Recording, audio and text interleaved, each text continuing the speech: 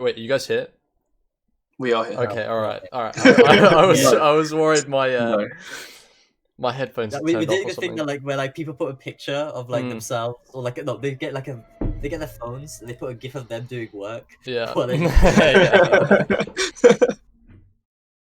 Hello, everyone, and welcome to the third episode of the Warwick Esports podcast. Today, we're going to follow the same format as last week. Seemed to work, or last time rather, seems to work pretty well. So we'll stick with it for now. The only minor change is that we've got video for the interview segment, so stick around for that bit. But obviously, before the interview, we have the news section with Alex. He's talking to Danners from Warwick Rocket League. They have a nice long conversation about the esports part of Formula One. Very interesting listen. Do look forward to that. And then after that, obviously, we've got the interview with Raph, and he's our current community executive. And it's about an hour's conversation there as well. So stuff to look forward to today. Without further ado, I'll pass you over to Alex, and you can start listening to some stuff about Formula One. How do you want to be introduced, by the way? I'm a mystery man. Because Sam was the StarCraft wizard. Just call me Dennis, man. Dennis. Some Overwatch news, briefly. Sure. Overwatch League announced new roster rules, meaning all teams must have 7 players at least. But now they can sign players on 2-week contracts. 2 weeks, like you can be a player for just 2 weeks. You could be a pro player for 2 weeks. Would you? That's your moment. Wow. Would you be a pro Rocket League player for 2 weeks? Oh hell yeah! I mean, I'd be terrible, but hell yeah. Yeah, I was an Overwatch uni esport pro for 2 weeks. I was playing for the uni for you were. You are. Just sub for bottom team. It was like 15 back then. Damn. Or last year even. Yeah. I still claim I'm better than you because we haven't 1v1 yet. Sure. I read something about Legends of Runeterra today. Did you read? They were having a tournament, and Sure. they had in the tournament they have this rule, which is essentially that every game has a 50-minute time limit. And Oh wow. Okay. And if the 50 minutes is over, then you have 3 extra rounds, and then you just call it a draw or whatever. The game ends. And that's not an in-game rule. That's a tournament rule. That's a tournament rule. And so they got to enforce it. Oh wow. Okay. What happened was one of the players started, at least allegedly started, running down the rope and just letting every round go to the maximum time. Yeah, because every action, that can be that's 10 seconds you get. Yeah.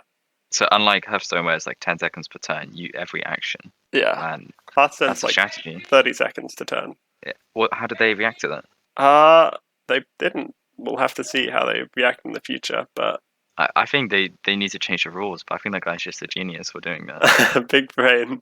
I think that's within the rules. I can't see why that would be disallowed. Yeah. No, yeah, that yeah. I mean, the only other thing that's really happened this week is the Warwick Esports karaoke. Oh hell yeah!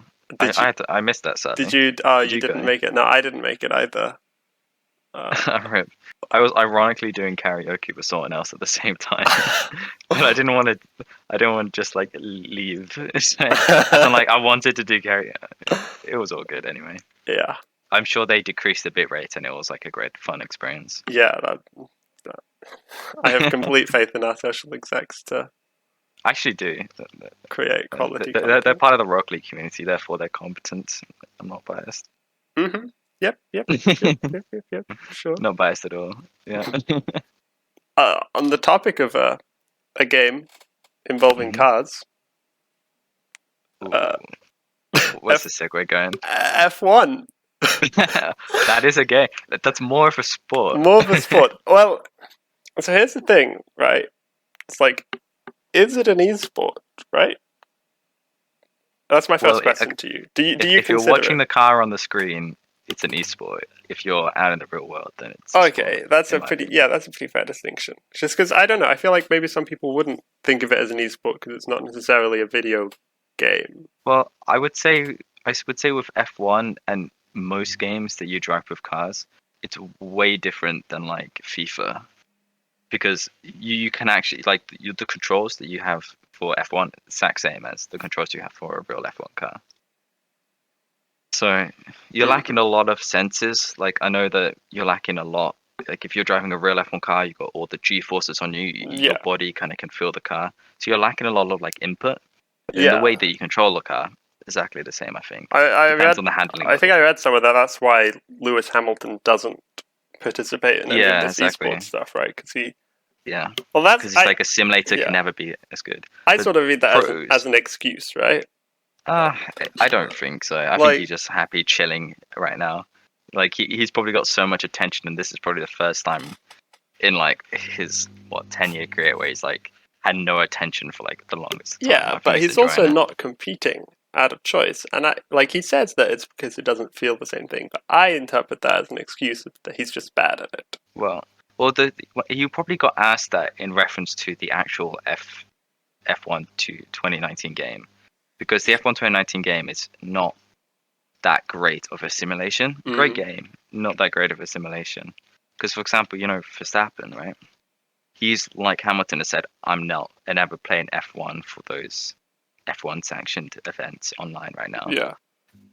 But all the most other players, but there's some other Latifi, games, Leclerc, Max Verstappen plays a lot of iRacing, which is way more similar in terms of the handling on the wheel. Right. Yeah.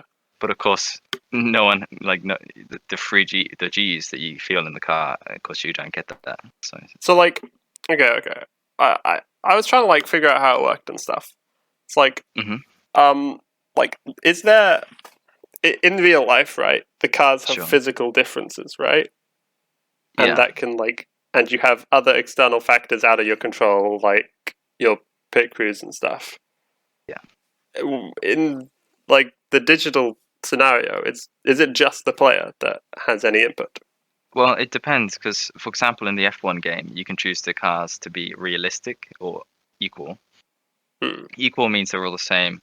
Realistic means the game's made some attempt to say that the Mercedes is going to be the quickest and Ferrari not far behind, and Red Bull's not far behind that, and then there's the midfield teams, and so they make some sort of attempt or effort to make it realistic in terms of the speed of each car. And so when they actually play, which of those do they use? Oh, in the esports, I think they do realistic actually. Yeah, I think they do realistic. I mean, I'm gonna have to look this up because I have no idea. Yeah, that's because I haven't really followed the esports too much. Yeah, but any of that digital racing, I guess. Yeah, I actually don't know. I kind of assumed that they would do equal because that would make sense. Because in F1 as a sport, it's the technical side and aspect where all the teams are working to get the best car. It's really good for innovation and industry. Not that great for the sport. So F1's a massive trade-off between, is it a sport? Is it meant for industry? Right. I see. But yeah, so I imagine they would go equal. If I had to choose, I'd want them to go equal. I'm gonna just read the tournament rules now. I have the rule book here, so I might just read it. Because I was wondering how the fans receive it, right? Because you're a fan, so you can speak for at least some fans. Well, I'm a young fan. You are so a young I'm probably fan. Biased. That's true. There'll be tons of older fans of F1 who probably just despise any sense of esports. Yeah, so do you think that people, the fan base would sort of shy away from a shift towards it being digital and not being F1's huge. So, the esports has had, a massive kind of, uptick since, everyone's been inside. Yeah. And the F1 has been doing events that is, separate from the esports, which they get, celebrity drivers, personalities online, and both all race car drivers from all walks. Yeah, not necessarily competitive. Not necessarily F1, but not necessarily competitive people too as well. Just more digital racing. Right? Yeah, and that's seen a lot of viewership. I was amazed when the amount of people that tuned in. But I think I'm distinctly aware that that's probably still only a fraction of the amount of people that watch F1. Right. Because I can only imagine that there's huge numbers of people that would watch a Grand Prix on any given week. Grand Prix Right. weekend. So you think that's even smaller than the actual? Oh, of course, yeah. Yeah. And like for example, like so there's a F1 YouTube, Mhm. and I'm looking at these videos, and I can see like the live stream totals. Mhm. Like the videos that aren't the live stream are getting like double the amount of views about the ones the videos about the esports or Mhm. like the virtual Grand Prix that they've been holding are getting like half the views of the ones about like transfer. Yeah, but I mean, I presume also that's a more accessible media to consume, right? I don't know actually. I don't know. Okay. So, like long term, how Long close do you term. think that like the digital racing gets to the real thing? I Have you- think the F1 game is quite far away. Yeah. I think iRacing, which is like a subscription, expensive, and typically people have like really good rigs for it and not Yeah. just a random wheel These crazy or setups. controller. Exactly. I reckon iRacing is like super close. But Just I reckon the game is quite far away. you're so. just missing those like feedback loops Sure. that you'd get. I don't have the experience to know because I Yeah. don't have iRacing because I'm not made of money. Yeah. As well as like I don't have like some sick setup. Mm. Like all I got is I played the game and I've gone go-karting. So not the best experience to be telling you like how great of a simulation is. No, but yeah, but you that's can- what I've heard at least. Yeah. Yeah. Because, well, I don't know how many people within the F1 community feel this way, but I read somewhere, right, that like as people become more environmentally woke or whatever, like this would grow like a stigma against physical fossil fuel driven cars, right, and Sure. racing. Yeah. So like you have like two alternatives to that, which is like your electric Your cars esports. and your digital sports, right? Yeah. Because I know that you have like E1, right, which is like Formula electric, E. yeah, Formula E or whatever, yeah. Yeah, it's not E1 Formula FE. Yeah. It should Don't be worry. called E1. Really? Oh, dude, but F doesn't mean fuel. It's not. Okay, fair enough. Yeah, It's Formula because that's like a race title, and then one because it's like the best in the world, I assume. oh, all good. yeah, that makes a lot more sense. Yeah. No, so there was a guy at some. I think the owner of Formula E was talking about F1 and Formula E like merging some point in the future. But Right. that seems like a lot of speculation. I mean, don't know. I don't think. Yeah. I don't think the esports or anything online could ever replace like actual racing. right. At least not in a long shot. Not until we live in a society where like racing is impossible. Yeah. Well, yeah, because there are some things that I've like. I was watching some of the stuff, and there was some stuff I was watching from the digital stuff that Yeah. did provide unique things that weren't actually available, right? So, like what? you had these non-contact races, right? Yeah. So there was a lot of like time trial ish races. Yeah. Because of course you can do that. Yeah. But what I found most interesting about this was that like everyone has their route, right, which they run, Sure. right? But Yeah. then you suddenly start realizing, oh shit, this guy's route's better than mine. Yeah, I guess line through the corner. Yeah, and like, and then people just start essentially trying to like, okay, so essentially what I'm trying to break down is They're like looking at each other's POV and going, no, not that. no. It was more like they're constantly like pushing the barriers of like how many corners can I cut now, and Especially if you're racing online. yeah, Like it's not a human looking at that, because if in an F1 race there's like stewards that go, he's gone off the track here, and it distribute penalties accordingly. And I guess that's very subjective, but in a way, racing's very subjective. yeah, In a game, it has to be objective because you have to code it in. right, yeah. So it's all about finding the. So do you think the that like stuff that people can find more loopholes, so it's more prevalent? Yeah, no. Have you seen the 2008 that I watched a while back? F1 like lap records, where it's just people like find weird like I guess glitches in a game, Right, to like yeah. trying to like get through a corner by cutting it, but not like actually getting a penalty.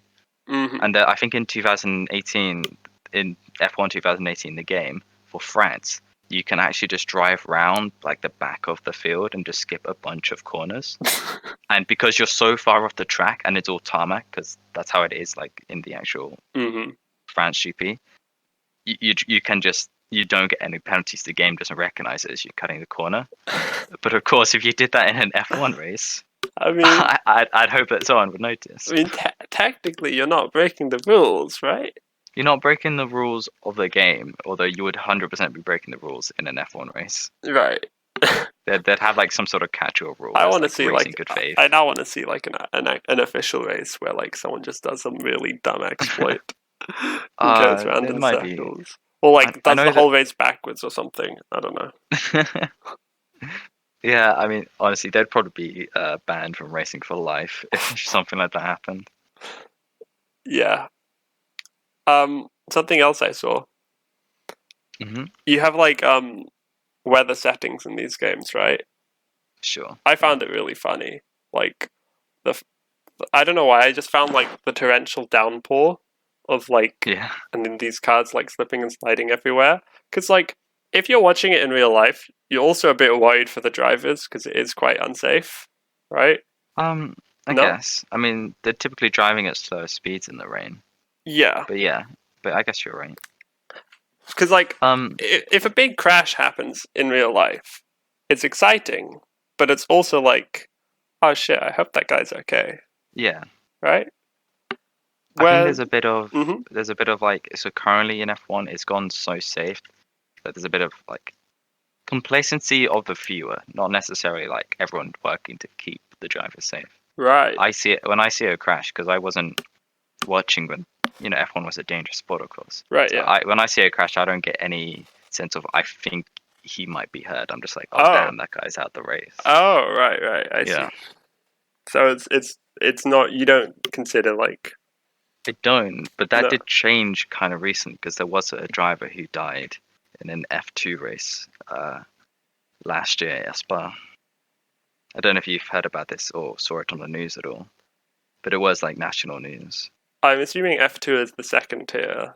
Yes, and they race at a lot of typically the European destinations. It's not like two people in one car. No, I'm sure that's another thing. You get like a sidecar. Yeah, I think they exist. Like I think like from Indiana Jones, where the guy's in the motorbike. Pretty much, yeah. No, F2 is like you got F1, F2, F3, and I think there's even an F4. And typically, a lot of drivers, they're all single seaters, and typically drivers move up.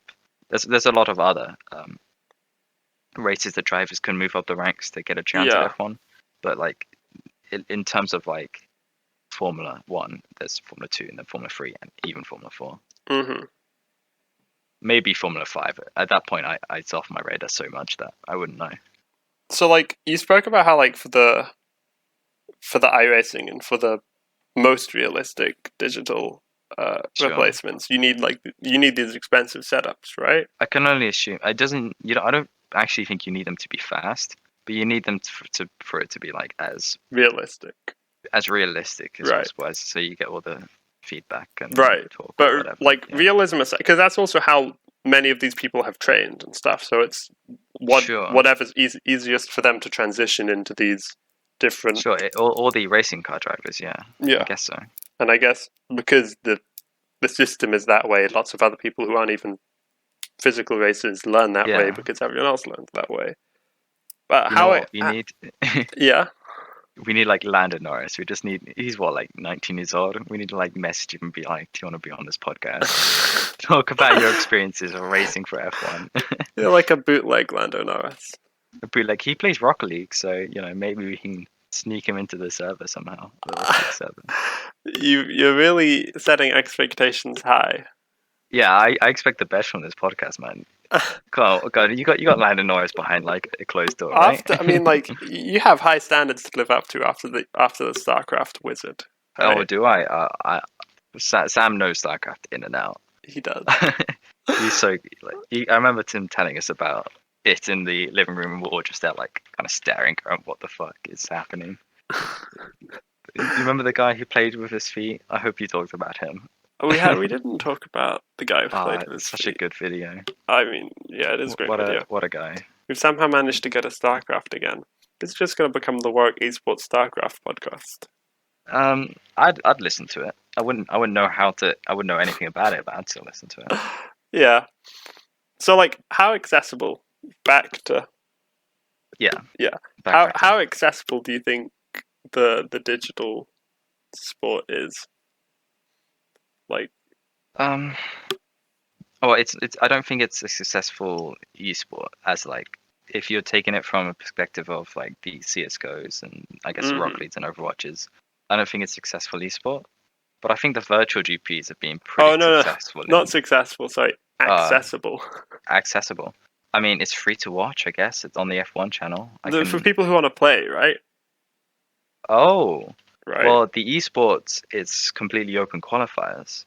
Right. So if you have the game, you can put in like a time. What they do is like a time trial qualification, and I think if you get a fast enough lap that isn't like cheating, you get like an invitation to like I think it's called a pro draft if I'm not mistaken. Oh. So I think there is there's qualifying. So yeah, more quite accessible. I tried that once to see like how fast I could go, and I was like 10 seconds off the pace or something. Yeah. 10 seconds is a lot, right? 10 seconds is a lot. Right. But like, yeah, basically like it's just people like you get like a score based on your time, your AI difficulty, and any driver assist you have. So you know if you want to really get a top score, you need no driver assists. Right. And each kind of qualification, I think they did it like every week or maybe every month. It was like a situation, so all the AI's cars would be in the same place, and you might like have to overtake like a scenario or something, guys. right? Like a scenario, and then you're trying to get the fastest time in that scenario or something like that. Yeah, I see. That's interesting. And these are really decided by like milliseconds, like nanosecond. Like I don't know, like what's the smallest time they can record, but like. It's really close, basically. Seconds. Yeah, like the top 20 in the latest qualifying results here. What is that? That's 0.02 seconds between the top 20 times. I like how you use 0 and 0 in the same number. 0. Yeah, well, welcome to my life, you know. No worries. Surprisingly, a good mix of console and PC, though. I didn't expect that. Okay, but by console, they're not actually playing on a controller, are they? No. So what? I'd assume there will be. You'll be surprised. There's some people who are insanely fast on a controller. Really? But you've such a limited input. No. I guess so, but most so they're not going to be an amazing setup all the time, but they might have like a Logitech wheel. Which you can get one for like Xbox and PS4. So they can. I know they can be on a wheel, but of course I don't know what they're actually running. One thing that confused me. Sure. Well, I don't know. Like, so like when I was watching the one where they were doing like with rain and stuff. The camera it was raining. The camera had rain dripping on it, right? Yeah. Like that's how it'd be like in real life. But like, do they have to add the rain dripping on it? I guess I don't know, man. So like for example, when you're racing, like if I'm racing an F1 race and it's raining, often I will have like weird like effects. There's like rain on my screen, and it is like, why is there rain on my screen? I guess they're trying to get it to be like rain on your visor or something. Yeah. Don't they have like make it look good? Windscreen wipers for their visor? Oh no, they don't. But they have like actual F1 drivers. They have like a film over their, or multiple film over their like visor, and what they can do is they rip off the film to get rid of any dirt they might have done. It's like a disposable T-shirt. It's like a disposable T-shirt, and they just rip it off like on a straight or something. I don't know anything more than that, but I know that exists. You can't do that in game though. Maybe they should implement it. They should implement that. Like you get like 3 times to like reset your visor, and then you're just blind. Oh goodness. I personally think Rocket League and racing games should be in the same category of esports. Are you gonna set up? Are you gonna set up a Warwick? No, when I say racing category, sorry. Oh, we could do that. in Rocket League? What I mean by category though is like racing games. because it's a car game. Like the actions that you press to control the car like match perfectly. Like if you're playing FIFA, right? How do you map running to a like I can't like if I move a muscle on my leg, like I can't exactly do that in an F1 race. Otherwise, it'd be like co-op. I mean, you are moving a muscle to like press down the pedal. Yeah, but you just can't simulate it 1-to-1. But with a car game, you can. I guess yeah. You can make it perfect. So you're telling me you play Rocket League with the Logitech wheel? No, but like you can map like the actions that a car can have because they're limited perfectly to like a controller. Therefore, like instead of me having to press A to pass, like you might have to in FIFA or any other sport game. Do you think there's you have to like drive up to the ball, get onto the right side of it, flip into it or something. And it's all physics based. Do you think there's a big overlap between Rocket League audience and F1 audience? Big? No, I reckon there is more than. Well, there's definitely a non-negative one because you're one. There's a non-negative because me and Lando Norris, and then that's actually all I know. So greater than or equal to 2. I actually don't know anyone else that overlaps. So you should start like you should just start racing in Rocket League just to really confuse I know people. there's a couple maps, but it doesn't really work because you don't exactly have grip in Rocket League. You just always have 100% grip. Oh, no, you don't even need. It doesn't even need to be Rocket League based. You could just do F1 stuff. Just do it in Rocket League just to confuse people. So it's like a new experimental patch from. But in like Rocket League, you get to top speed in like a second. So it's just everyone going max speed the whole time. And like the turning circles are like tiny. You can like turn on a dime in comparison to like real life. It wouldn't work, surely. Yeah. Yeah, probably. It would be fun to try though, but it'd probably just be like everyone following each other in a line because no one can catch up to each other. I'm sure it'd be more successful than the Warwick Corona Cup boat race. We don't talk about that. As is tradition on the podcast, we always have one guest, or at least one guest on the podcast, and today we are joined by a lovely little community exec, Raph. What's up, guys? How you doing, Raph? I'm alright. How are you guys doing? Yeah, not bad. No, I'm alright. I decided to get into actual clothing today rather than pajamas. Nice. You like to see it? Yeah. I suppose I don't think the audience saw last week, but I was just completely lazy in last week's interview, so I was just in my PJs. I mean, he did put like a jumper on, so but when he got up to close the door, then the truth revealed itself. To be fair, I'm in like some sweatshorts right now as well, so I've just put this jumper on so it looks like I'm kind of dressed up for the podcast, you know. Yeah. I mean, I'm sure that's what all the MPs were doing, right, when they were doing Parliament from their homes. Business on the top, casual on the back. Yeah. Yeah, how you doing? Sorry. Sam, you go. Go, Raph. How are you? I'm good. I'm great. Like, yeah. Wait on that, what else do you want me to say? Okay, what have you been doing recently? That's not work. That's not work. Because obviously you've been doing uni work, haven't you? I have, yeah. So I've had 3 exams, and I did 2 all-nighters recently for my coursework, and I've got 5 more. Literally true more uni effort than lifestyle. I've put in the entire year. Yeah, 5 more exams at the end of this month, and then to from the end of this month to the start of mid of June, and yeah. But other than work, I guess I just been chilling. Honestly, just been playing games, you know. Chilling with those teddies you got in the back. Yeah, guys, this is from my childhood. Okay, no, it's fine. I don't want to do webcam stream. I mean, you all can see my chilling mess in the background, and Yeah, you can see. You have no stuffed toys though. That's true. This is not mine, but I've got Thanos. Beautiful, love it. There's a Pikachu down there if you can see it. Why Yeah, I does can he look see so clapped? I Jesus. don't know. His head is huge. It's like a bootleg U2's or something. That's insane. What games have you been playing then? So, so as you guys probably know, my main game is League. Been playing a lot of League. Right. Been trying to get to Diamond and failing. But other than League, I've been playing a bit of Valorant, like as you guys know. I've seen Playing you with in you FPS sometimes, doing Frost. 10-mans, yeah. Yeah, and also a bit of Animal Crossing. I told Animal Sam Crossing? the other day. Yeah. Of course, yeah. Animal So you know, Crossing, yeah. I'm a variety gamer, you know.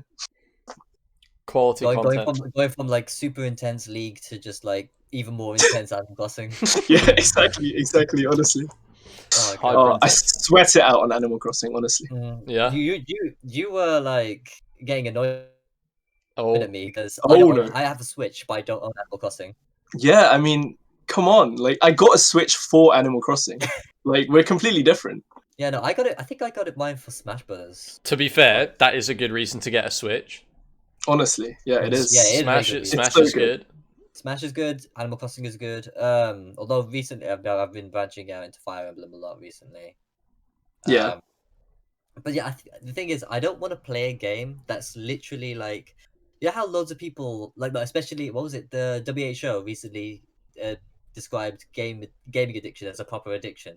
Yeah, something Yeah. like I don't that. want a game which is literally just like crack. So you're saying Animal Crossing is just crack? Yes. To be fair, like honestly, you and okay, so I've had it for like a week and a half now, and like I've checked it every day. Like you can't go like a day without checking it, honestly. Oh. And it's actually gotten to the point where like, so do you guys know about like the turnip system at all? No. Or, No. like I know the that like the stock market. No. So it's kind of like a stock market, is like it play a on stock words, right? market? Oh god. Yeah. So Oh basically, my like God. every Sunday, someone goes onto your island and like sells you turnips, like however many you want to buy, and then like throughout the week you can sell them for like different prices each day. So like in the morning and the afternoon, there's like different prices for every day. Right. So it's gotten me waking up earlier than I usually would. Because like I need to know the turnip prices in the morning as well. I can't just wake up at midday. I have to wake up before Oh. midday. So it's actually a good thing, you know. Wow, Yeah, who'd have thought? Actually, well, to be honest, I do play like one mobile game a lot, Yeah. and I wake up in the morning just to get the dailies for that. But that's like What- the extent of What me. mobile game is that? It's Fire Emblem Heroes. Oh, makes sense. Yeah, I don't know why. It's like I don't play gacha games just because I don't like the whole randomness to it. Josh, do you know what a gacha game is? No.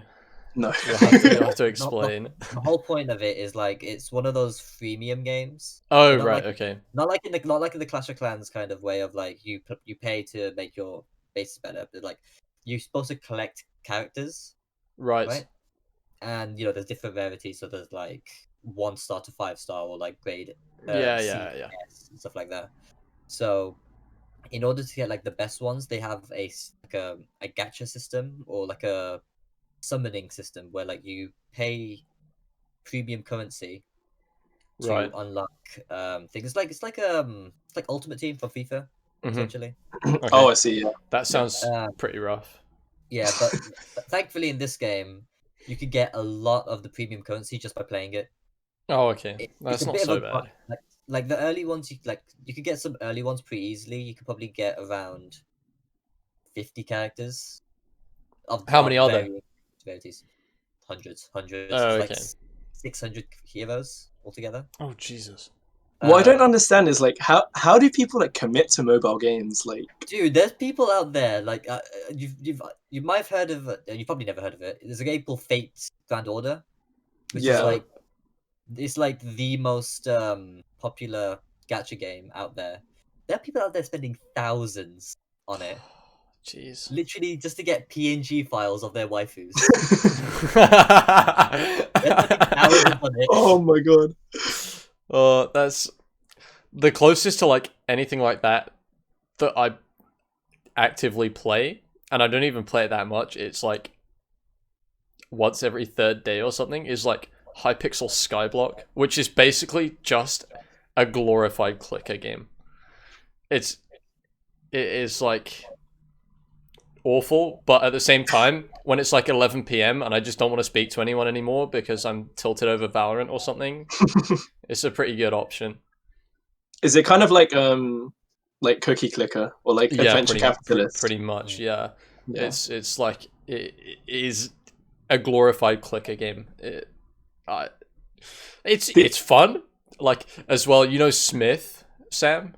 Yeah, I know Smith. Yeah. Yeah, he is a Minecraft. He's a Hypixel Skyblock tank. He's played a lot of it because he gets like yatroed at like 8 o'clock because that's like his sister's bedtime.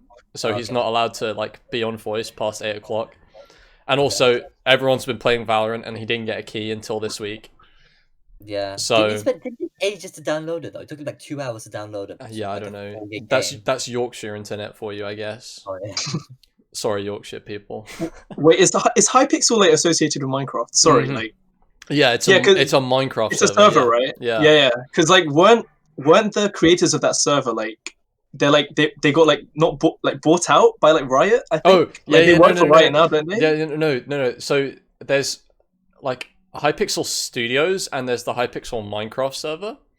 They're like run by the same guy, but one's developing a game called Hytale, which is going to be a kind of competitor to Minecraft in a sense. That got bought out by Riot Games, which is actually kind of a good thing because they were like running that studio out of their pockets, but now they've got financial backing from Riot, so they don't actually have to care about funding anymore. Nice. Yeah. But yeah, so there's the Minecraft server, which is where the Skyblock is, and then there's Hypixel Studios, which is this game they're developing. It's basically Minecraft, but it actually has a modding API, which will make it infinitely better than Minecraft because Minecraft doesn't have one. You'd be surprised. Like, I don't know why Minecraft doesn't have one. Like after all these years, right? Yeah, I know. It seems, especially given that that's like one of the main things that has actually kept it alive. Yeah, exactly. Like, the only reason that servers like Hypixel do so well is because they basically just write their own server and do all the server stuff themselves. So that's why they can do such like wild shit with, I don't know, God knows what, but like you've seen what those servers can do. So that's why they can do such weird stuff, is because everything is like written by them and they know what's happening and they can do basically anything. But it's so weird that the closest thing to a modding API there is Forge, which is like, I mean, I don't know too much, but as far as I'm concerned, it's a bit of a bodge. Maybe there's someone listening that actually knows how to mod Minecraft, but I have no clue. Well, I know Matt has actually, but never really been like a big Minecraft player, to be honest. No, I mean, I was like from like 2011 to 2014, and then I started playing CS, and then that took over my life, and now I'm just tanking Valorant, That's my mom, guys. Yeah, tanking Valorant now. You're on a podcast. Okay. But yeah, Valorant is actually a fun as fuck game. It's really good. It is really good. I'm really bad at it, but like I can still like enjoy it. It's fun, isn't it? Like everything feels good, except dying to raise grenades, but we'll leave that out. It's such like a sleek game. Like I think it was 6 years in the making, right? I don't know. Probably. It was a long time. Probably something like that. Yeah. It's a long time. I'm surprised that Riot was able to keep that like so quiet. Yeah, well, they probably didn't have a very big team until like a few months ago or something, right? I'm just surprised how many like games they've managed to whittle out in such a short time. Because even though they had League for such a long time, since 2011 till now. Yeah. And then like was it late 2018 that Teamfight Tactics came out, or was it early 2019? Oh, I don't know. Oh my god. It was recent. It was like I think it was last year. It was last year. Yeah, it was last year, and then they also brought out Legends of Runeterra and Valorant, all in like the space of like a year and a half. That's true. But I guess they've just been pocketing a bunch of League of Legends money, and now they have a 100-man dev team for Valorant. So I think they've got money to throw around at this point. especially with funding from Tencent. As questionable as that company is, but I'm loving how this podcast is becoming a Valorant appreciation society, essentially. It deserves it. It deserves it. oh, excuse me. Were you guys ever big Pokemon players? Yes. Not hugely. I have I played was- some, but I was a bit I joined during the Sinnoh era. So That was my first proper game as well, to be honest. Yeah. yeah, I was a Diamond player, but then I started like phasing out slightly. I was like super into it during Sinnoh, a bit into like the first half of Unova, and then after that, kind of trailed off. I do want to try Sword and Shield though. Yeah, I have Shield actually, but I don't want to open it until after exams. I'm already distracted by Animal Crossing. I know. So, because like I- the reason I have it is because do you guys know about the whole like Nintendo Switch being completely like out of stock like for the past like 2 months? I mean, I kind of makes sense. I mean, I've Yeah. had mine for like a year now, so I've never had to worry about it too much. Yeah, true, yeah. But basically, I was like, I really wanted one. Like, you know, when like you can't have something, you want it more, right? Yeah. Yeah. That was me with the Switch. So like, That was me I- with Valorant. I set up, yeah, honestly, and Valorant. I set up like notifications from like Stock Informer. Do you guys know what that is? Oh, yeah. It just keeps you up to date on like stock. And like one morning at like 5 a.m. or something, I got like a notification on my phone. I was awake for some reason.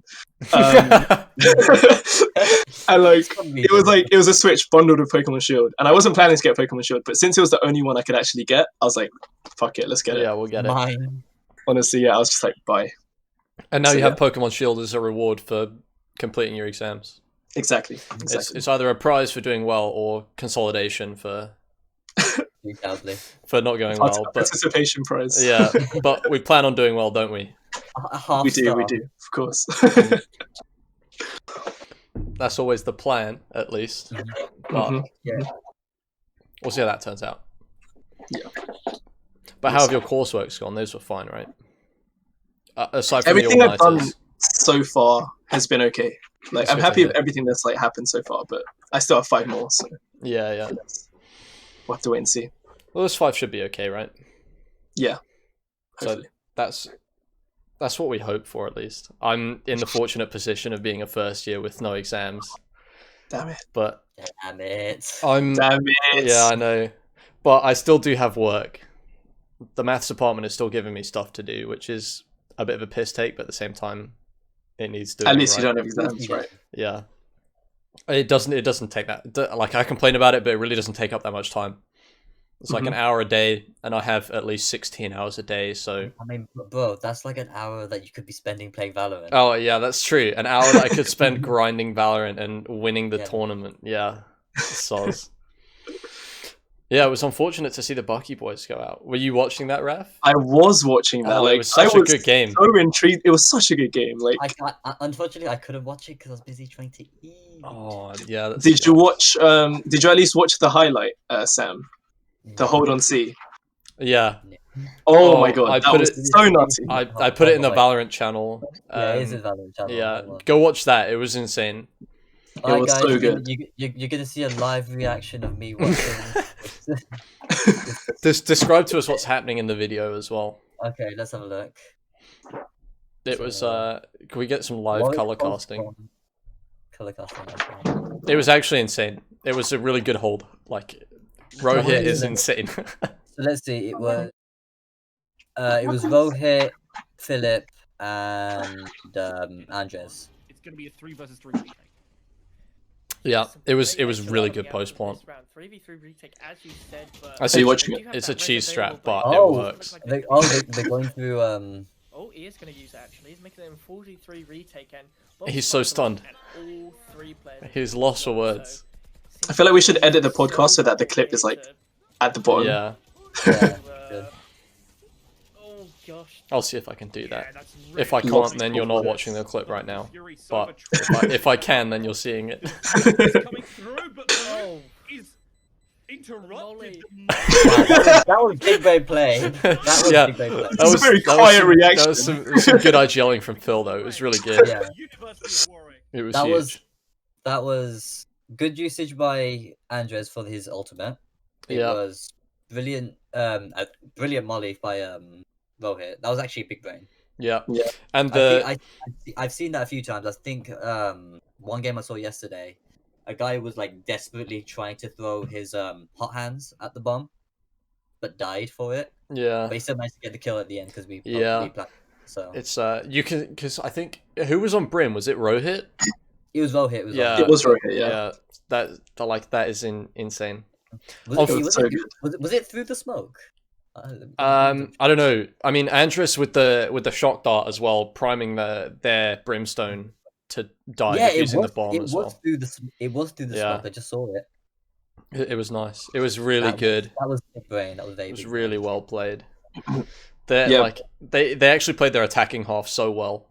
It kind of fell apart on the defending half a little bit, but Yeah, was it because Adri wasn't watching? That's why. We yeah, it's because Audrey wasn't chat spamming. Yeah, yeah. Blame Audrey. The chat spam was immense as well. It was just Bucky boys, Bucky boys. Bucky boys, PogChamp. Spam these toys to help the Bucky boys. It was good. Yeah, Dan and I were talking about Rohit the other day actually, and we were saying like, so you know how he joined the FPS community Discord like quite late. Yeah. Yeah, he was. Do you reckon if he was there from the beginning, do you reckon he'd be on the first team? Hmm. Yeah, for sure. Yeah. Yeah, he's But, really like, good. I kind of messed up putting the teams together this time around because we were You were really just pushed for playing. time. I wasn't expecting as little notice on the tournament as we had. I Yeah. thought I was going to have a couple more weeks to Yeah. prep, but they were like, nah, it's kind of next week, boys. So Yeah. I just kind of hurriedly threw everything together. And at that point, I was working off who I had played with already and how well I knew they played. Like there wasn't really like there wasn't really like an application process or anything. There wasn't enough time for anything for me to sort out anything like that, and it wasn't enough time for me to have played with Rohit either. Mm-hmm. So he definitely I think would have made the first team if. Wait, what's our like skill disparity? Like the distribution between us? How do you mean? What in terms Who's of the highest ranks? Yeah, who's the highest rank in the uni? Right now I think it's Jono. I think he's diamond, right? Yeah. He couldn't get to diamond in leagues, so he got to so diamond he in got to Valorant diamond instead. So yeah, we've got one diamond and we've got one iron. Wait, who's Iron in the main team? Wait, are you on the main team? No. He's No. Oh. I'm iron because what happened was my sister wanted to start playing the game as well, and she's never played any like CS:GO at all, and she only recently just started playing Siege. And also, I come from Siege, so like completely different mechanics whatsoever. You know, Do you know what's weird? You know Rohit? Yeah. He comes from Overwatch, and he's Yeah. really good at Valorant. Yeah, Like, his aim is insane. He doesn't come from CS:GO. Like, I'm so surprised how good he is at the game. I think it's like the whole idea of tracking. He's got very good aim, very very good aim. Like that's the Do the we know thing. what Rohit plays? Yeah, Overwatch. What? Oh, you mean in terms of Overwatch? I think he said he played a lot of McCree, which also makes a lot of sense. That makes a lot of sense. Playing McCree. I think he was saying he was Grandmaster in Overwatch actually. Yeah, he was very good at the game. The highest rank possible, basically. Yeah, what happened was my sister was playing on it, and she has literally like this PC right here that I'm using. That's her PC. I built it like a month ago, like 2 months ago. It was more than And that. Yes. Because you were using it to play in the Siege tournament. Really? Yeah? No, I thought it was my laptop. There. No? Wait, so your sister has a PC, but you don't? No, I'm using her PC. Yeah. So I Where's built yours? This is my PC now. In August when it's her birthday, it's getting handed over to her. And I'm yeah. not gonna have a PC, basically. I see.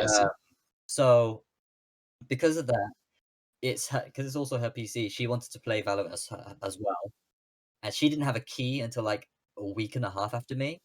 So all the like custom games and unrated games that she was playing was on my account, and she was doing terribly because she was learning the game, and that's brought down my soft MMR by a lot. Yeah. Blame your sister. Yeah, and also I was doing terribly as well because my crosshair placement was like, I'm looking at the floor. Why am I looking at the floor? And Yeah, when that's I'm- true. When I'm recall compensating, I'm still looking at the floor. That's So like I'm only- the biggest thing in Like, That's the main reason why. Like, I can hit body, but I can't hit heads. Honestly, every time like I'm in a gunfight, like I always get one tapped. Mhm. Like I can't even shoot like a single bullet before I'm just like dead. So, yeah, 90% of getting kills in Valorant and CS is crosshair placement. yeah, because I've got Yeah. terrible crosshair placement. That's why I'm doing so badly, and because of that, I'm in Iron 2. That's a yikes. You just have to grind it though. Yeah, but here's the thing. I don't really care too much. I'm waiting until the game comes out properly, when all the rank resets, and then starting Mhm. again from there. Yeah, Listen, I don't know if they're gonna hard reset it though. Like they might actually soft reset it, I think like should. they do in Siege. Honestly, think they should have. It depends on whether they refactor how the ranking system works. It seems to work pretty well at the moment, but By soft reset, do you mean like keep everyone's like MMR, but like reset rank? kind of. Well, like what happens in Siege at the start of a new season is there's like a minimum MMR you can have and a maximum MMR, and the MMR you start with depends on how good you were at the game at the end of the last season. So that's what I mean by soft reset. So if you're like still really good at the game, it puts you near the top end of the game when you first place. Yeah. Because I feel like people don't want to have to grind up to Diamond or Immortal or Valorant again. Because like the matchmaking can be really, really shitty as well at low ranks. Like lots of levers, lots of AFKs. Yeah. If it's anything like League, another Riot game, then like Yeah, they're gonna keep it with soft resets, I guess. the only reason I think that they could do a hard reset is because it's going from beta to production. Beta to launch game. Yeah, but at the same time, I don't think like people have invested too much time and energy in the game now. I don't think they will hard reset it. It'll be a soft reset because no one wants to start a new season playing with literal iron like players if you were an Immortal, right? Like it's just not fair if you're trying to solo queue to put you right at the bottom of the bracket again. Like that's kind of what CS does. Like CS, if you don't play a rank game for like 2 weeks or something, it just takes away your rank. But you still have the MMR behind the scenes. So I reckon they'll probably do something like that. I feel like it really wouldn't make sense for them to do a full reset anyway, because think about all the Iron players playing for the first time against like ex-Immortal as players. Well, yeah, exactly. It doesn't make sense. So. It's just horrible, like both ways. Immortal players don't want to play with Irons, and Irons don't want to play with Immortal players. Yeah. So they probably will like a hard reset, soft reset it, unless, like I said, they change the way it works. But honestly, I'm pretty happy with the ranking system right now because it's. I feel like they should do just for ranked to have like a numeric system so I know like how close I am, how far I am. I'm going to the next rank, or do something that I know Tekken does it, and what it does is it does show you like how far you're going to the next rank, but it says like, oh, this is going to be your promotion game, this is going to be your demotion game. Having something like that to signal to me, oh, you know, if I lose this game, I'm going to be in the lower rank, or if I win this game, I'm going to be at a higher rank. If they aren't going to show MMR just yet, that's what I would like to see at least. It's nice to know that kind of thing, but I don't think it is the right place for it. The same reason I don't like the fact that actually you can see the enemy ranks when you play comp, because it just adds an extra level of like it just adds extra tilt potential. I think they should hide that. Riot has a reputation for nurturing a little bit anyway. I mean, not nurturing, but like League is known for being a very toxic game, right? And I'm sure they don't want the same. Raph, are you one of those toxic people? No.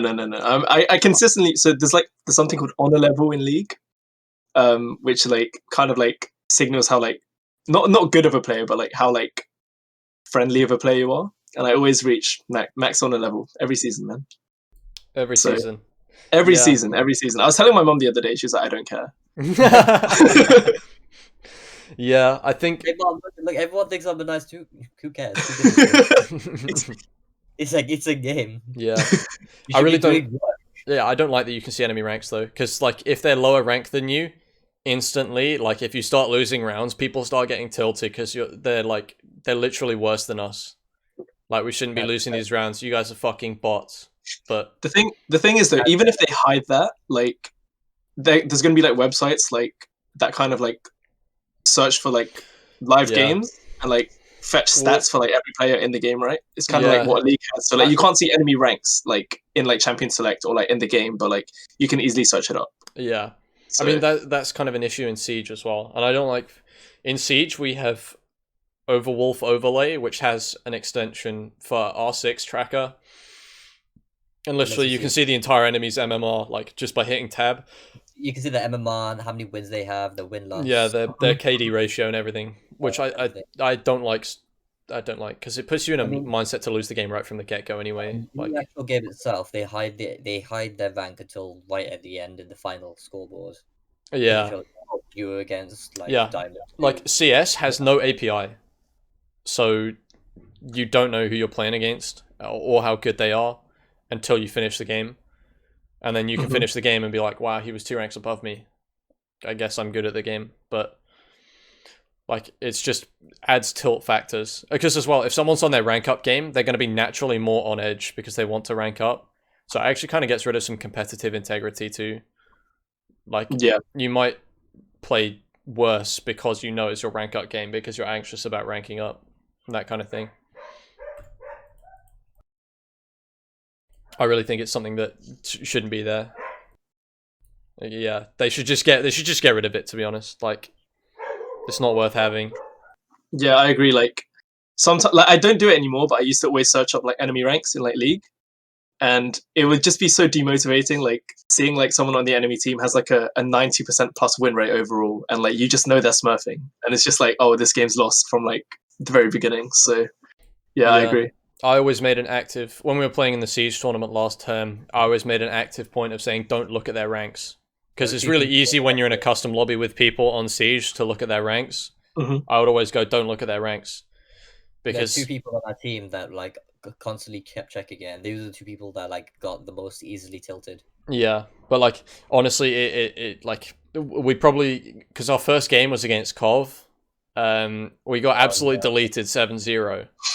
But we would have taken 1 or 2 rounds against them if we didn't know that they were full, like, top rank team. Like, literally all of them, yeah. One guy was in top 500. Yeah, and one guy had been in top 500 that season, yeah. So, like, if we hadn't known that, we probably would have taken more rounds. Like, we would have taken at least 1 or 2 rounds. But it's just like a psychological thing, but it actually makes a huge difference. And I think when I first talked to you, Foss, you were talking about how Kov has like one of the best teams in the league, right? Yeah. Literally seed number 1, their entire team is like in Siege, the ranks go like the bottom end I don't know, but it goes gold, platinum, diamond, champion. And champion is like if Josh is okay, it's copper, bronze, silver, gold. Okay, copper, bronze, silver, gold, plat, diamond, and then champion. So we were all on the kind of gold, platinum border. And sorry. Oh yeah, you were bronze at the time, but you were playing like a gold, so we'll ignore that. But like Kov's entire team were plat 1, which is the top end of platinum, diamond, and then their in-game leader was champion as well. So like they were all much better at the game than us, but I still think we were very coordinated. We could have taken 1 or 2 rounds. Yeah. Was it a full like 7-0 wash? Yeah, it was just 7. Yeah, it was a complete stomping. No. I was thinking we took 1 man though. It's just that some people got the kill on the. No. The success turned from kind of winning a round into killing their top ranked player, but he still managed to BM us as the worst operator in the game with his pistol. So that hurt, but it's fine because that player is leaving at the end of this year. so whatever Siege team we put forward next year has a much better chance. But we do have to play against Swansea. Swansea are very good. But didn't Staffordshire win anyway? And Lancaster. No, I think Cov won. No, Staffordshire won. Oh, did they? Okay, well, we have to play against Staffordshire. Either way, it's a tough competition, but like it's winnable. If sorry, go. Sure, no, continue. Okay, I was gonna say it's winnable if we have a team that actually commits. Because Siege is like a very you can't turn up and click heads kind of game. Like everyone has a job and everyone has to. Like I guess it's the same in League as well, but like It's roll heavy. Yeah, rather it's than, very roll heavy. Yeah, in, like just pure mechanics. and like if you fuck up because you have like a pre-round phase where you put out a bunch of utility, you reinforce some walls so you can't shoot through them and that kind of thing. If you put those in the wrong place, then you can lose the entire round because of it. So you can't just go and R6 siege game at everyone. No, absolutely not. No. Like if you mess up your utility to like deny a certain area, the round could be lost. Like Yeah.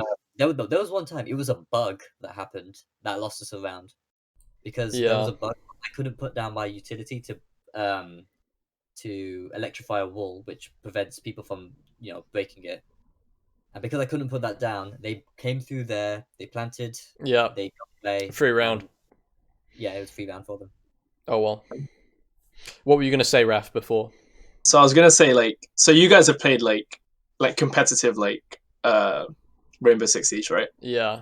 Like, have you guys found that it's so much more different playing in a competitive environment versus playing ranked on Siege? It's very different. It's very different, especially in Siege. Yeah. Siege you can get top rank just doing whatever, but when you're actually playing comp, everyone has a job, everyone has to stick to that job, and comms also have to be really tight. Otherwise, you lose stupid rounds here and there because people have said something that isn't quite clear or whatever, right? Yeah. What were you gonna say, that, Sam? for ranked itself, Siege ranked, you could be a top fragger and then get a super ridiculous rank. But if you were playing comp game, some of the top fraggers will just struggle to do anything. Yeah, because I mean, it goes from rank being frag heavy to comp being more strat heavy.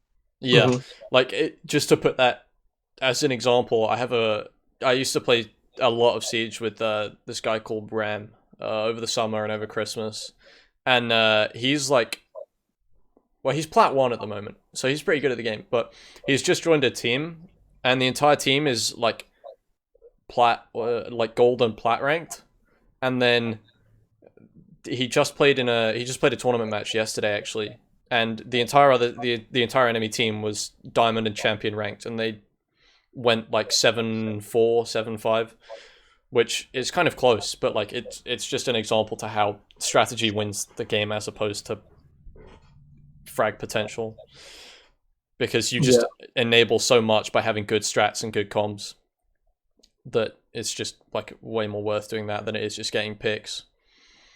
And even though he's single-handedly insane at the game, the frag potential doesn't always carry over, because in comp, when you play ranked, you can just kind of walk in and frag, you can entry yourself, but in ranked, in competitive play, you absolutely cannot entry yourself. You need someone to drone you in, you need someone to call for you and spot for you. It just doesn't work. High level ranked, you could have a team of 5 top fraggers and completely wreck shop. In comp, you only find 1, maybe 2 frag people who are mechanically gifted, and the rest are all team players and support players. I mean, it as a testament to how good strategy is in the game, sometimes the pro league teams will boot camp ranked for a week, and they will go instantly straight to the top of the region, just instantly straight to the top. I don't even know why they do it, because it seems so easy for them to do it, rather than scrimming. It's wild. How does it start? Is league comp a totally different game? Probably, right? Yeah, completely. I was gonna say, I have an example. So I have a friend who plays on the same league team as me, and he was hard stuck gold in league, so low key ranked, and but he used to play for the second best team at Warwick.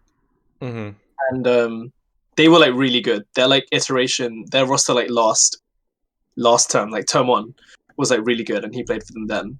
But solo queue, he's not the best. He cannot climb. But in a team environment, his shot calling is insane. And I remember our team played against Grey Warwick Academy, which is the second best team. We played against them a couple of times, and even though their ranks weren't much higher than us, they would stomp us just because I feel like they had lots of practice together. Yeah. Like their like communication is really good. Their strats are really good. So honestly, very different game. I mean, this is what I'm trying to work on for my Valorant team at the moment. Is like basically our only experience as a team is in tournament matches, which is way less than ideal, right? So Yeah. I'm trying to like we should have a scrim tonight at some point, hopefully. Nice. So that we're looking to scrim more often. We're looking to play unrated. We're looking to come up with some strats like off, like in custom matches. That's the one, so that we can actually execute sites properly. Because as well, now we're through to the best of 3 stage of the tournament, so we actually have to play all the maps.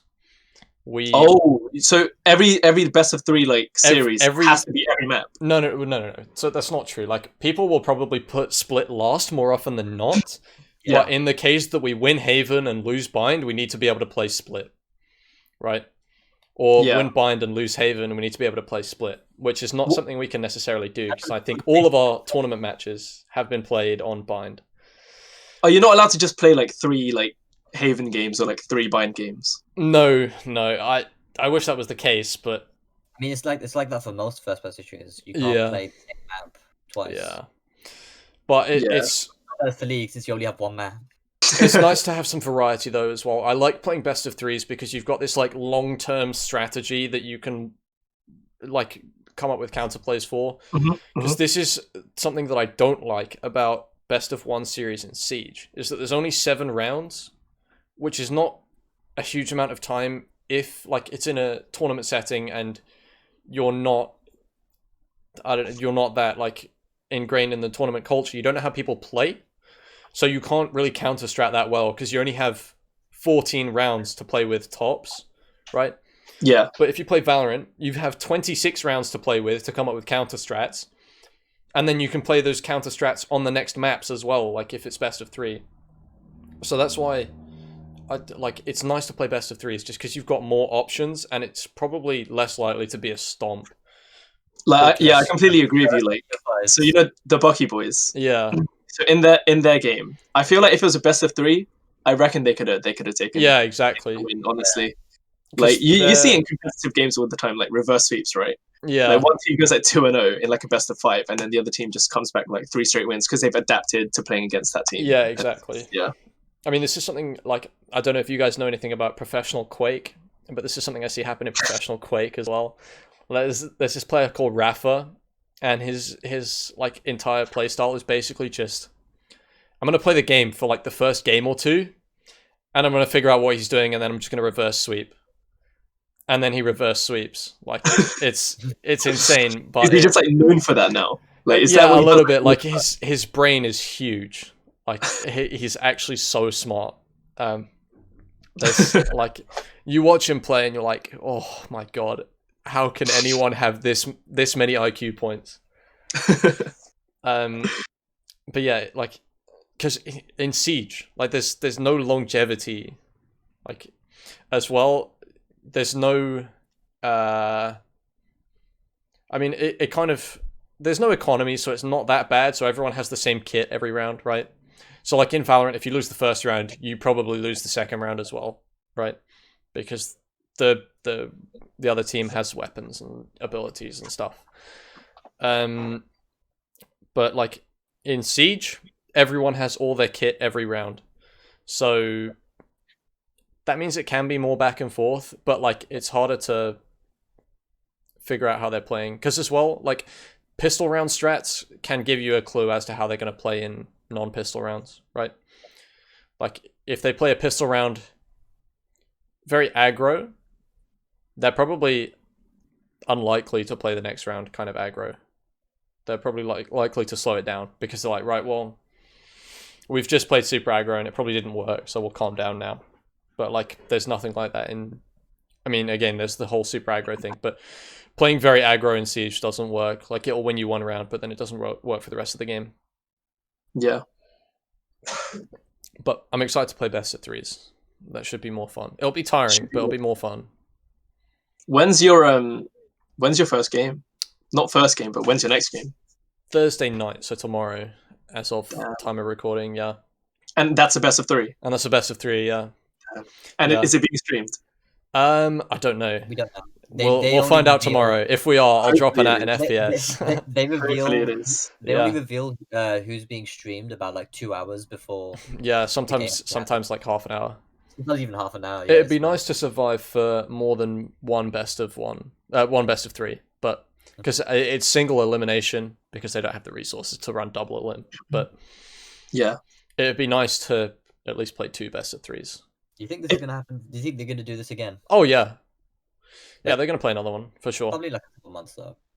Yeah, it'll probably be over summer or something. But yeah, they're gonna do another one for sure. Like, this has been so successul for them.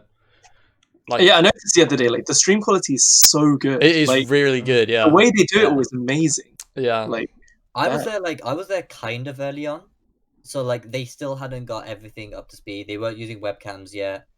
Because I've been casting. I started casting when we started getting involved with it. I've only casted like 2 games compared to how many has Joe done? Yeah, Joe's done quite a few now. But like you got cut off by Ramadan and stuff a little bit. I've got reasons. Yeah. It because my sister has to go to sleep at some point. Yeah. And also Yeah, that's true. But I mean, she's got holidays, so she's probably not going to be. And she's not going back to school, is she? Maybe we'll see. She ain't gonna have no bedtime. Yeah. But their streams have like upped in quality by a lot. In fact, my first game, they didn't have overlays. Well, they didn't have as in-depth overlays as they used to. Their stream quality is really good. They've put a lot of effort and I think money as well into it, but it's paying off. Because I like the whole the top-down perspective. It's nice. Like, because there's not much to talk about during the like down phase there, right? Like in CS, the round, like you've got the buy time, and that's when they do the cinematics. But like as soon as people are moving, you're like spectating someone, right? Yeah. But like here, you've got like 15, 20 seconds or whatever, however long it is at the start. It's 20, not 25 seconds, is it? I think it is 25. I think 25 seconds. But anyway, yeah, it's nice to have like, yeah, it's just really well produced. It's so well put together. Like they put, I'm pretty sure they have like 6 people running the stream now. Like, they've got the production team, which is like the observers and the casters, and then they have people in behind the scenes helping with that as well. Yeah, it's actually insane how much effort they put into it. But they're trying to make it so that this is like for people who want to get started in like casting. Is that their goal? I think that's what they're trying to do. Like, I think it'd be good if they did, getting people who are interested in it into like like as close an atmosphere of what the real thing is, and also make sure that the people watching it have the best, the most professional kind of like viewing experience. I mean, yeah, they've done really well. Like, I was speaking to Hazza, I think, who's one of the head admins. What's his name? Is his name SageMain now? Yeah, his name's SageMain in the Discord. But they were like fully not expecting to have this many people join. He said like, "Oh yeah, we'll be happy. We'll be happy if we get like 200 people by the end of the month," and they had like over 1,000. Yeah, I spoke to their head admin Wishy earlier, and he was completely I spoke to him during one of our games, and he literally just was like, there was no way they thought they were gonna get to this level of player. They're doing well out of it though. They're doing really well. Yeah. But the reason they've done so well, I think, is because they've done the or to build up to the tournament at least, they did the nightly 10-mans. And the nightly 10-mans were not only streamed, but they were casted. Which is just like a nice kind of gimmick almost. Right? Were they just like friendlies, I guess? Yeah, they were friendlies, but they were like professionally casted. Like one of their casters, Rook, is I don't know if it's Rook or Rook, but anyway, he was like last summer he was casting for ESL for like CS and for Siege and Quake or something. Siege and Quake. Yeah. But he's a professional caster. I think they have a couple other professional casters as well. A few of their casters have helped in the like university level. What's it called? The University Siege League. Yeah. Yeah. Not just Siege, but anything like. Oh yeah, okay. I know a few from like Overwatch. One was from Rocket League, but left. But surprisingly, a few of these guys are like amateurs and they've never done anything before, like me and Joe. Yeah, I mean, it's nice to see. Like, it's a good opportunity as well, right? It's a really good opportunity for all of the admins too, because now they have like tournament organizing experience and Yeah, okay, so their production team, there's 7 people in their production team. That's not including their admins. And they got 1, 2. Jesus. Wait, what are you counting? I probably shouldn't interrupt him, should I? 18 casters 18 casters. and 8 in their production team. That's insane, So though. That explains why their stream is so They- good. Yeah, So you've got, honestly. including me, 18 casters and 8 people in the actual production team for like the stream and stuff Yeah. and observers. That's really good. And If then you- that's not even including like the admins or the mods either. Yeah. It's actually insane how Mhm. well organized everything is How as did well. it start off? Like, They was it just like a No, bunch of people who just wanted to do a right. UK like university Valorant scene?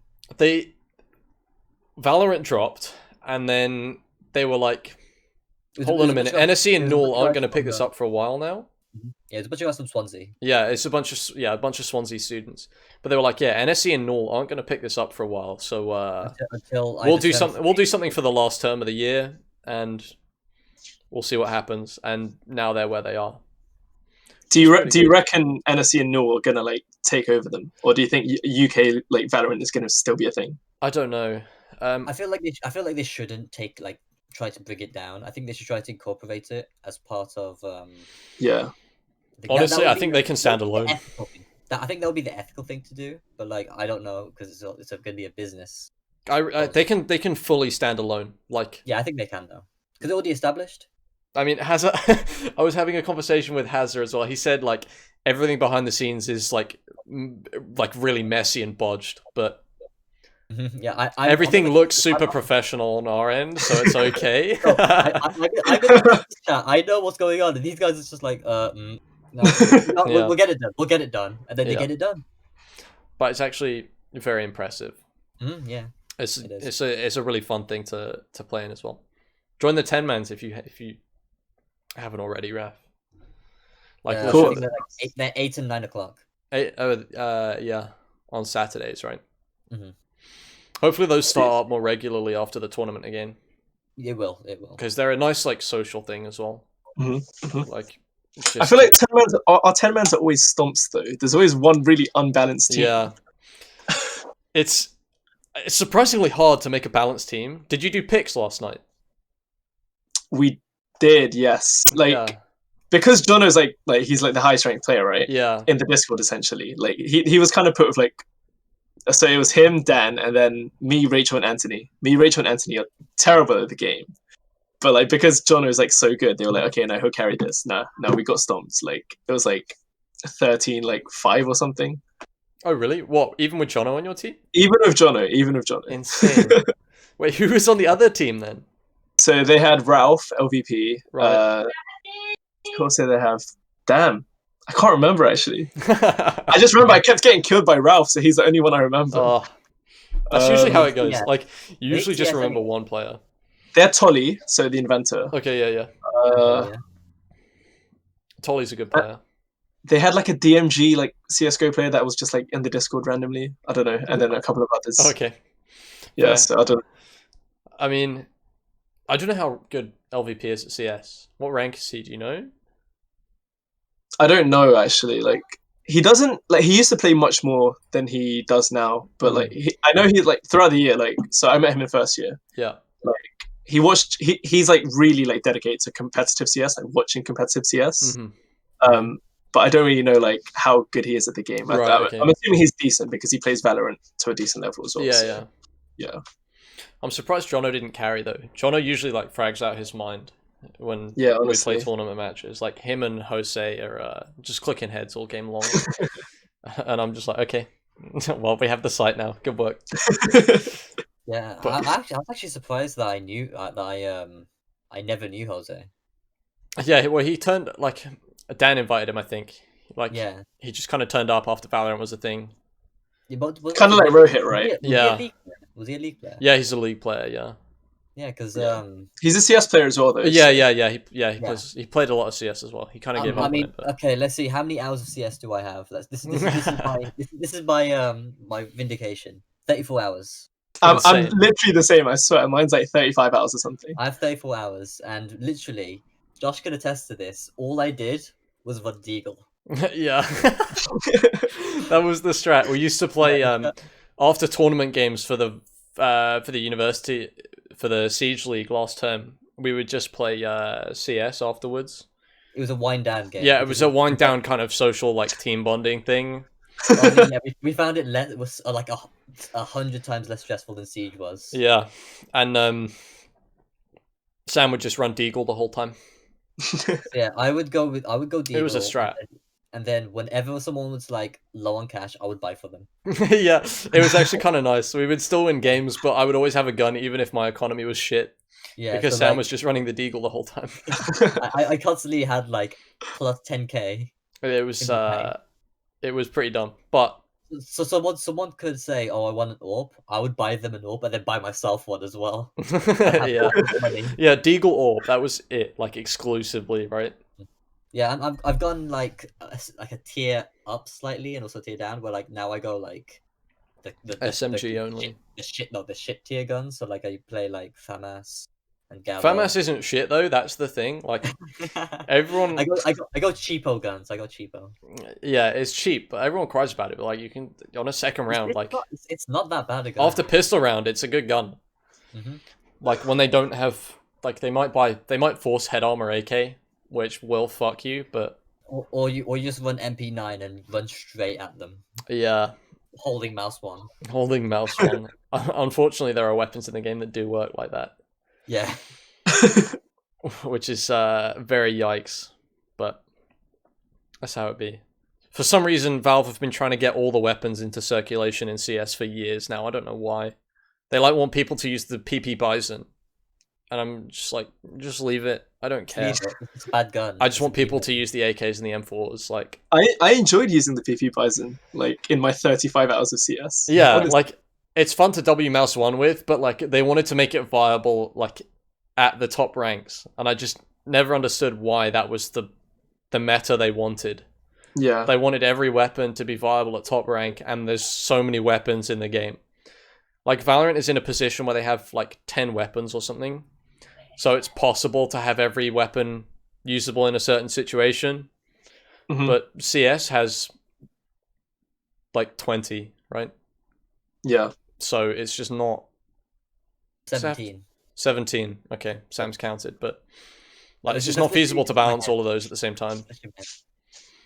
Like, the shotguns in Valorant have their use case. Like, one of my players, Fornic, always plays with the fucking Bucky, but he makes it work. So I let it happen. Like he just plays like Bucky in hookah. Yeah, like Bucky in hookah on B site in bind. It works because it's so like you can force such a close range engagement that it works really well. Yeah, I think it's compare the Bucky to the Judge, which is like the AA12 version of it. Yeah, you've got the range. It only goes up to oh like yeah, 10 you can right mouse too. Yeah, the range for it. So the right mouse on the Bucky is OP as fuck as well, because you see someone with a shotgun and you're like, I'm out of range, and then you get one shot. So if they're at 10 meters and you right click, you can do, I think it's like 400 damage to them if you hit them center mass with right click. Yeah, it's ridiculous. It's like more powerful. Yeah. Right clicking with the Bucky is more powerful than a headshot with the operator. Yeah, but as well the LMGs, the Odin is not. I can't come up with a very good use case for it, but the Ares is like a pretty. It's like a not terrible second round gun. Like if the enemy team has like a Sage or something, you can just melt a Sage wall with it. My sister, right? She doesn't use the Phantom. She doesn't use the Vandal. She only uses the Ares. I mean, it's a bullet hose. It's a bullet hose, and they've buffed it recently. Yeah. To make it a bit more accurate. She didn't see any difference at all. Yeah, like, that's what she uses because she can't aim. She just disengages brain and then W mouse one. Yeah, W mouse. Yeah, love it. That's a. I mean, I say that as a joke, but that is a strat I've used. It's like a surprisingly functional strat on. Okay, here's the thing about the older. Here's the thing slowing your recoil. With 2 people with that, completely melts everyone. Yeah. Because if one ordered by itself is kind of unassuming, 2 of them with 2 people makes it like impossible to peek anywhere. Yeah. Yeah. So much They are. area with They're scary not- to peek into. Very like, because they will 2-shot you in the head, but it's not that you can aim with them. It's just that they put so many bullets down range so that the chance of getting hit in the head is pretty high. I feel like the Oda is very much like the Negev in CS:GO, where like I don't aim for like guessing where recoil is. I look at where the bullets are going and then just point that towards the enemy. Yeah, there's pretty much that. There's so many bullets going down range, and it's got a fairly high like bullet impact. It kind of functions a bit like a Molotov. It just denies an entire area. You do have to have line of sight, but Yeah. same thing basically. When competitive Valorant comes around, do you guys think? So you know how CS has map bans, right? Mm-hmm. Do you think Valorant's going to have map bans, or do you think it's just going to be like hero bans, agent bans? Once We have Or we have map bans in the tournament right now. Yeah. Because we're only playing best of ones, so we can get rid of Split and Haven and basically just play blind the whole time. that's the meta at the moment. Although there are some games that happen on Haven and Split, but we've literally just played blind, I think. Yeah. But with some more maps, yeah, there'll definitely be map bans and stuff. I'd be interested to see if they add agent bans as well, because it would be quite something to see some Sage bans. Yeah, just ban Any team that doesn't have a Sage has already lost the game, as far as I'm concerned. And any team, don't have a yeah, Sage. that's true. Yeah, if both teams don't have a Sage, then yeah, Balance it would be a is more interesting game, I think. Yeah, for Because sure. literally the only gameplay we've seen at the moment is with Sage, right? Mm-hmm. Like every team has a Sage. Wait, doesn't Overwatch have like hero bans where like they rotate who gets banned? I'm not sure. I'm not. Okay. I don't know. I'd have to ask Rohit. Yeah, don't ask. I have no don't- clue. Alex, don't kill me for this, right? Yeah. no. Or like, Oh because watching like 2 years. no, I haven't I played Overwatch in ages either. I played Overwatch like a couple months after launch until about the 2nd or 3rd summer event. Mm. No, the 2nd summer event. And in that time, I heard that they were doing hero bans, but it was slightly different. Like they rotate. I think it might just be for comp though, where they rotate who gets banned. They ban a certain few people. No clue, to be honest. But like, it'd be interesting to see hero bans in Valorant for sure, because something that happens like when you watch Pro League in Siege, there's an agent called Thatcher who always gets banned. Well, he gets banned a lot. An agent, he's an operator. Yeah, operator. Yeah, that's the one. I call all the agents in Valorant operators. That's why I. But he gets banned a lot in Pro League, and it adds like it gives for some really interesting gameplay. Because when you play ranked, he doesn't get banned that much at like mid MMR. He is now. Yeah, he might be meta banned now, but So yeah, it gives some interesting gameplay because otherwise he's in every team composition. So you have to think about it like this. The whole point of Siege, right, is that you got a destructible map. yeah, And you're supposed to destroy it to create sightlines and stuff like that. When you have someone like Thatcher, whose whole idea is to destroy a utility that's like preventing you from getting into a site, it makes it just a bit too easy and a bit too convenient, and it's kind of hard to counter it. Mhm. you can bandit trick and that kind of thing, but By banning him, you're essentially forcing someone to use their map knowledge in order to if they want to, they could disable that. They can still disable the utility, but they need their map knowledge and different types of utility, which is a bit harder, and it's a bit easier to predict. yeah, As well. Understandable why it's banned in like pro play then, and not yeah, just like your ranked queue. yeah, because no, it's exactly. grenade you chuck at the wall, it detonates in an area beyond walls and destroys anything in its radius. Yeah, So anything instead- electrical. You have to force them to like destroy the ceiling or destroy the floor, and shoot it and then you'll know that there's going to be someone over there, so you can have someone lurking in wait. So that while they're doing that, you can just shoot them. Yeah, it makes for much more interesting gameplay. It's kind of something like similar in League, where like a lot of champions are like played and like banned in pro play, but then like no one plays them at all in like just like normal solo queue, because like they're like trash champs. Like if you look on like online tier lists, for example, like they'd be at the very bottom, but like in pro play, as soon as you add any sort of like buff to that champion, they're suddenly like OP in pro. Yeah, but it's like, because they know what they're doing, right? Like, yeah, exactly. I guess, yeah. Like Riot like balances a lot of champions, like very certain champions, like handful of them, around pro play only. Yeah, like they don't really care about the main player base, because like as soon as they buff that champion for the main player base, it's suddenly like going nuts in pro play. Yeah, that I'm firmly a believer that everything should get banned for the top tier of play. It should get not banned. Balanced. Yeah, that's the one for the top tier of play, because it's especially hard for League. Like at low tier, like okay, Raze is very oppressive, but once you're actually good at the game, like she's not that good. But if you buffed Raze to make the people who are to make it fair at like iron or silver rank, it would completely break it in Valorant rank or Immortal, and it would break it even more in the Pro League, because they can capitalize on it even more than your like 5 solo queue players in Valorant. Like you could build an entire strat around the Raze. Like I mean, I guess if they had agent bans, then it would work, but like it would still be. If you didn't have agent bans, then you could just like abuse Raze, and it would probably like provide very uninteresting spectating as well. Because part of the thing that makes watching Siege interesting is the wild like team comps you can come up with. But if you just have a character that's clearly better than the rest, they're just going to get played every game, and it's just not interesting. How many operators are in Siege actually? So here's the thing about Siege. There's like 50 operators. It's 55. Yeah, it's something like that. But only like 15 or 20 of them are actually meta and are actually like worth playing. Yeah. It's much less than half. Yeah, it's the balancing in Siege is something else. It's kind of hard. Have there ever been any like cheese picks in like Pro Siege where like they just pick like an operator that's just like not meta and like somehow like win the game?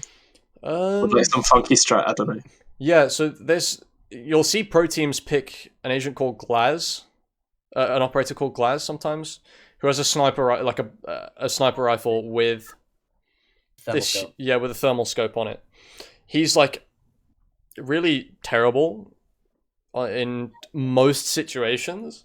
But because the Pro League team know how the defenders are going to play the round and everything, they can use the Glaz to just completely capitalize it, like just completely ruin their.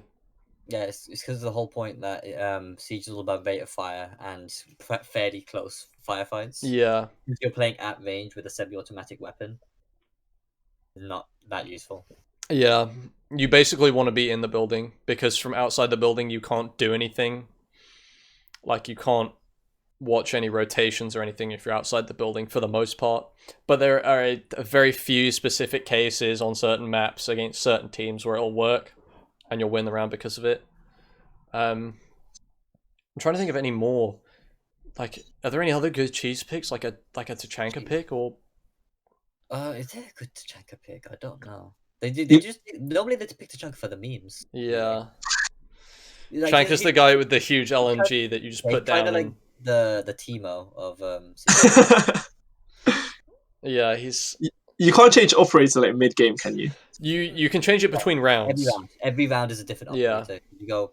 Oh, okay. Attack, so you can choose different operators there and then defend. But like, unlike Overwatch, where if you die, you could quickly switch to someone else on the fly in the middle of that round. Once you pick that operator in that round, that's it. Yeah. Yeah, that makes sense. Like, the next round, surely you get teams that like. So let's say they've got 6 rounds in the bag, right? Mm-hmm. And like the other team has like no rounds. Surely they might just be like, oh, let's just troll and like pick like 5 of this like 5 like weird operators. Yeah, there are some wild team comps like Clash picks. Clash actually gets picked a lot in Pro League, right? She's Just by, she's a like, defender NIP. with a shield. Fully see-through shield that has like a taser on it. Yeah, It's it's very annoying. very annoying to play against, but it works in Pro League. I need like an agent list to like actually figure out. Operator list. Yeah, I need an operator list. That's the one. I can't think of any I have good your cheese operator picks. I have your operator What other list. good cheese picks are there in Siege? Are there any? I mean, if would you count like Launch Blackbeard? No, he's not really a cheese pick. But like, the whole point of like Launch Blackbeard was like, all right, we've Oh, created this Launch game- Blackbeard. Launch Blackbeard. We've created this Oh. game about one-shot headshots. Let's Yeah. put a steel wall in front of this guy's head. Yeah. But he's using his gun. The entire game's about one-shot headshots. Imagine that this operator's ability is to put a shield on his gun that has literally like 800 health. The health of Wait, 8 what? operators. Yeah, literally 800 health, which is a number of full magazines. Mhm. Wait, was he played a lot like on launch then? Yeah, in the Okay. early days, yeah, he was very Oh, man. like when they dropped him, he was very powerful. I mean, there were 3 people that Ubisoft were like, we made mistakes when we created these characters. They were Blackbeard, Lion, and Ella. Yeah, Blackbeard Lion is because, okay, Lion because he had a drone, which if you weren't standing still, made an outline of exactly where you were, like an exact outline, so that you could just shoot where their head was Yeah, through walls that and was just kill them. scuffed. And then there 'Cause- was Ella who had As well, the reason that was broken is like Valorant, right? There's a lot of walls that aren't penetrable, right? Like you can shoot through the corners sometimes, or maybe if you're lucky, you can shoot through the whole wall. In Siege, most of the map is penetrable, so you can literally be Unbreakable. and breakable, but you can literally be outside the building and shoot through 3 walls and get an instant headshot. Oh my! So With one bullet. with one bullet. Yeah. Damn. So that's why Lion was pretty broken when they dropped him, because like even if you stopped moving, you would still be tracked for another like 4 seconds. That's weird, actually. That operator reminds me of a champion in League.